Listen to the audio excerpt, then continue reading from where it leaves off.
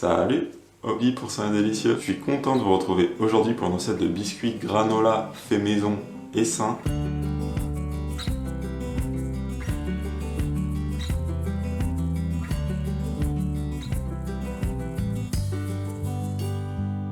Les granolas, ce sont ces biscuits sablés nappés de chocolat. Personnellement, je suis un très grand fan. Aujourd'hui, on va les faire fait maison et sans beurre en version healthy. C'est une recette qui nous vient du site internet recettehealthy.com. Sur ce, j'enfile mon plus beau tablier et je vous retrouve derrière les fourneaux.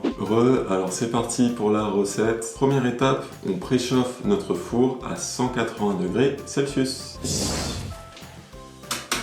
Voilà, maintenant que notre four est en train de préchauffer, on va préparer notre pâte à biscuits. Pour ça, vous prenez un saladier et vous y ajoutez 135 g de purée d'amande. Purée d'amande qui va venir remplacer le beurre dans cette recette. C'est excellent la purée d'amande, puis ça va donner un léger goût au biscuit et surtout la texture sablée, voilà. Une purée d'amande qui est pas trop compliquée à trouver, sinon vous pouvez également remplacer par de la purée de noix de cajou. Voilà, amande et noix de cajou, ce sont les deux purées neutres, passent plutôt bien. Sinon, si vous voulez donner un goût un peu plus typé à vos biscuits, vous pouvez essayer la purée de noisettes. Voilà, ça devrait donner des biscuits de noisettes, mais ça devrait être excellent également. Maintenant, on ajoute un œuf, 45 g de sucre. Alors moi ici c'est du sucre de coco et c'est important pour cette recette d'utiliser alors soit un sucre de coco, soit un sucre complet. Ça va aider à apporter plus de croustillant que du sucre blanc. Voilà, du sucre complet ou du sucre de coco, ce sera nickel pour cette recette. 55 ml de lait, j'utilise du lait d'amande, vous pouvez utiliser le lait de votre choix, ça n'a pas d'importance pour cette recette. Une cuillère à café d'extrait de vanille, voilà, ça va venir parfumer délicatement les biscuits, c'est super bon. Et maintenant que vous avez tout ça, vous allez battre une première fois jusqu'à obtenir un mélange homogène. Voilà, vous devez obtenir quelque chose comme ceci. À cette préparation, on va ajouter 200 g de farine de blé. Et pour cette recette, c'est mieux si vous prenez de la farine T80 au plus haut, donc semi-complète. Moi ici, c'est la T110. Alors déjà, c'est un peu plus intéressant nutritionnellement. Et même pour cette recette, ça sera meilleur qu'avec de la farine blanche. Dans l'absolu, si vous n'en avez pas, vous pouvez quand même faire avec de la farine blanche. Ça devrait marcher. Je pense qu'il n'y aura pas de souci, mais voilà, ça sera meilleur avec une farine semi-complète. Et ensuite, on va ajouter le dernier ingrédient de cette recette, enfin de la partie biscuit du moins, puisqu'ensuite on va les napper de chocolat évidemment. Une cuillère à café de levure chimique.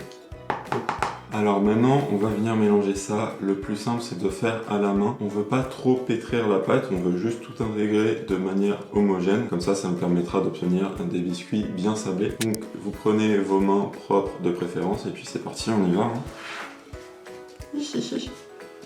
Ah, cette texture, c'est trop marrant. Voilà, une fois que vous avez mélangé à peu près, vous rassemblez pour former une boule.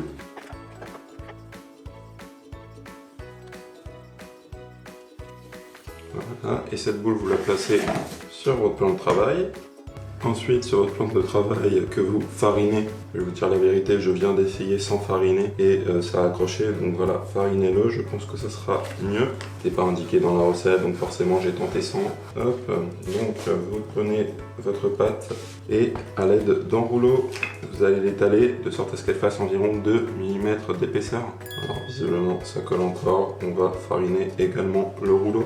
Décidément. Oh là, ça va mieux déjà. Alors je ne l'ai pas fait de base parce que c'est pas forcément nécessaire de fariner les pâtes. Il y a des recettes où au contraire il ne faut pas le faire. Donc, comme c'était pas écrit, je me suis dit que j'allais pas le faire, mais bon, pour cette recette visiblement c'est mieux. La pâte est quand même très collante, bien avoué. Avec la farine ça s'étale bien. Je pense que je vais réussir à les décoller sans trop de soucis. J'espère du moins. Donc ensuite vous prenez un emporte-pièce, moi je prends celui-ci, et puis vous découpez des biscuits. Alors je n'ai pas d'emporte-pièce bien rond de la forme des granolas, donc j'utilise celui-ci, mais en soi ça changera juste la forme. Et là bon nickel, il se décolle tout seul grâce à la farine, donc farinez vraiment le tout. Et puis ensuite vous placez tout simplement les biscuits, vous alignez sur une plaque de cuisson recouverte d'un papier sulfurisé et puis vous les alignez comme ça. Je vais vous montrer combien ça m'en fait. Ça dépendra de la quantité, de la taille de vos emporte-pièces. Pour ça, il n'y a pas une quantité fixe. Du coup, je fais tout ça et je vous retrouve une fois que j'ai tous mes biscuits de prêt à être enfournés.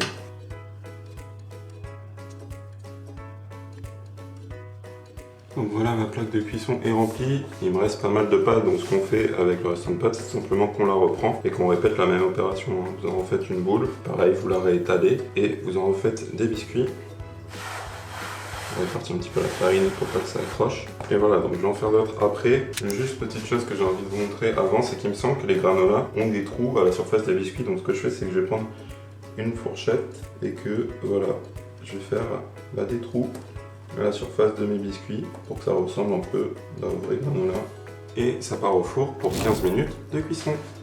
Bon, moi je vais finir ma pâte et puis je vous retrouve une fois que nos biscuits sont cuits pour la suite de la recette. Les amis, c'est chaud, c'est chaud, c'est chaud.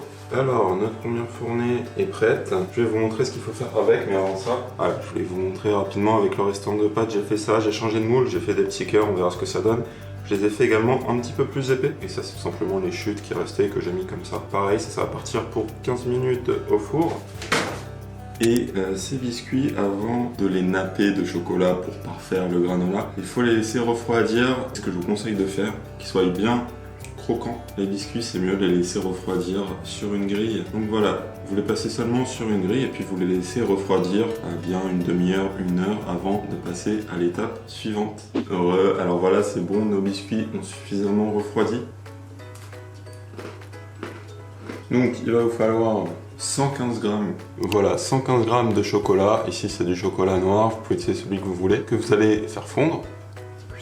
Hop, voilà. Puis on va tout simplement napper nos granolas. Alors on va napper la face arrière pour toujours avoir les trous de l'autre côté. Je vais faire ça à la cuillère. Donc tout simplement on prend un peu de chocolat et puis on l'étale par-dessus. Voilà. Vous laissez comme ça. Ensuite vous déposez, soit vous pouvez les déposer sur la grille si vous avez la place, soit maintenant qu'ils sont froids, on peut les reposer à plat. Donc j'ai tout simplement récupéré la feuille de cuisson de tout à l'heure.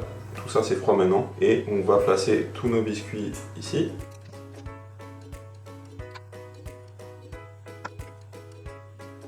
Voilà, et une fois du coup que vous avez tout ça, eh bien vous les laissez refroidir à température ambiante.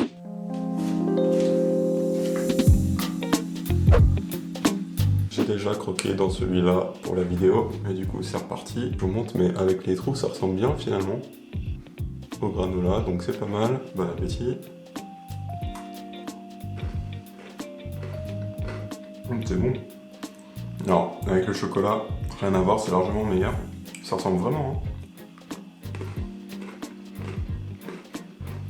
Et j'ai le cœur juste ici, un petit peu plus épais. C'est bon, mais c'est meilleur, ceux-là un petit peu plus fin. 2 mm, c'est vraiment la bonne taille. Là, ceux-là, ils sont un petit peu plus mous du coup, comme ils sont plus épais. Ça reste très bon si vous avez la flemme de les faire fins. Si cette vidéo vous a plu, n'hésitez pas à le laisser un pouce en l'air. Ça vous prend 2 secondes, mais ça m'aide énormément. Donc merci beaucoup.